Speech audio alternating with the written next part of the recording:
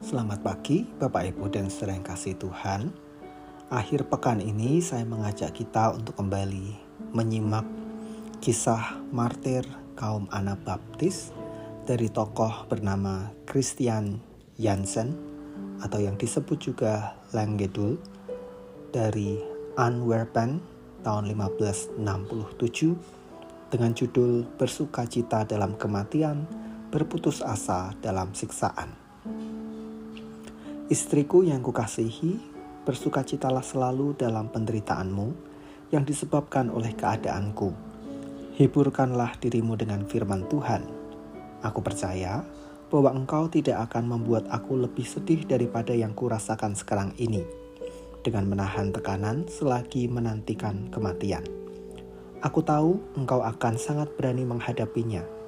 Aku berharap kiranya Tuhan menguatkan kita sampai pada akhirnya. Aku berharap dapat berjumpa kembali denganmu di dalam kehidupan yang kekal kelak, di mana kita tidak akan saling berpisah lagi. Kaum Anabaptis yang diceritakan oleh Van Braque itu sering bersukacita ketika menghadapi kematian. Jansen menulis 3 pucuk surat kepada istrinya, masing-masing dipenuhi dengan sukacita. Sungguh, kesedihannya yang terdalam adalah karena istrinya masih harus lebih lama menanggung kesedihan daripada dirinya. Sebab istrinya masih harus hidup terus, terpisah dari dia sampai mereka dapat berkumpul kembali di dalam kehidupan yang kekal kelak.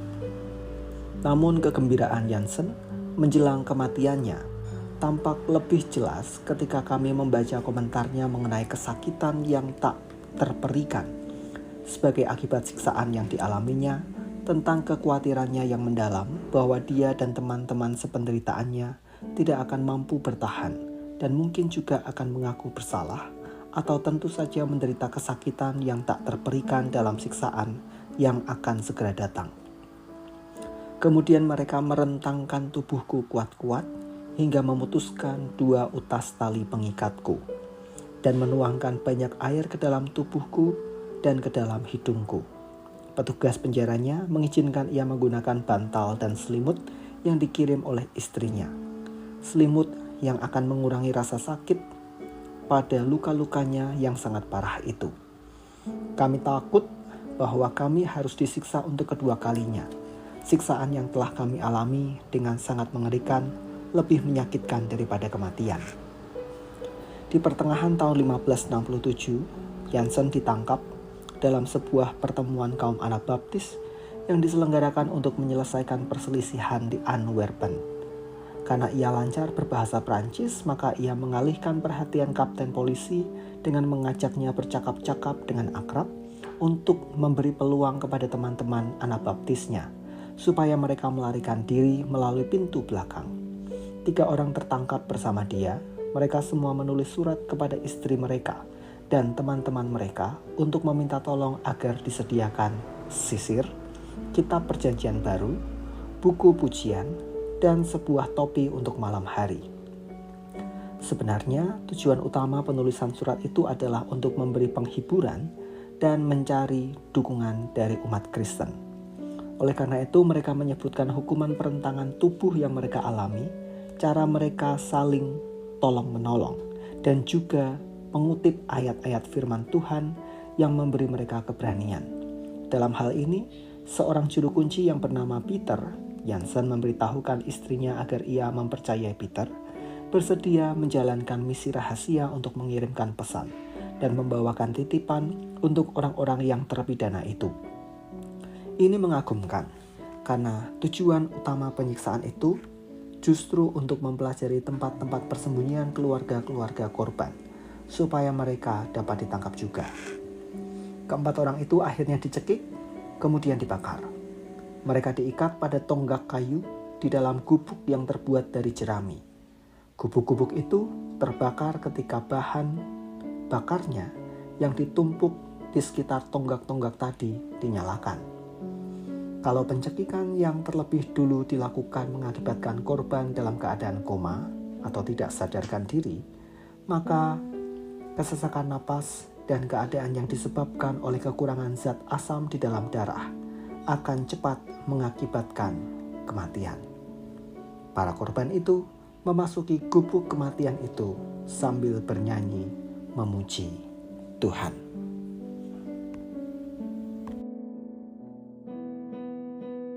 Filipi 4 pasal 4 berkata, "Bersukacitalah senantiasa di dalam Tuhan. Sekali lagi kukatakan bersukacitalah."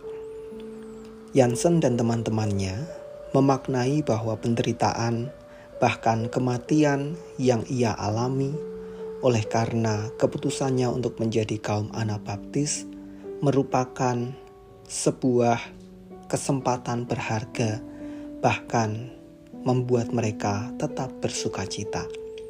Meskipun secara jasmani mereka mengalami penderitaan yang luar biasa, namun hati dan rohani mereka justru semakin bertumbuh kuat di dalam Kristus.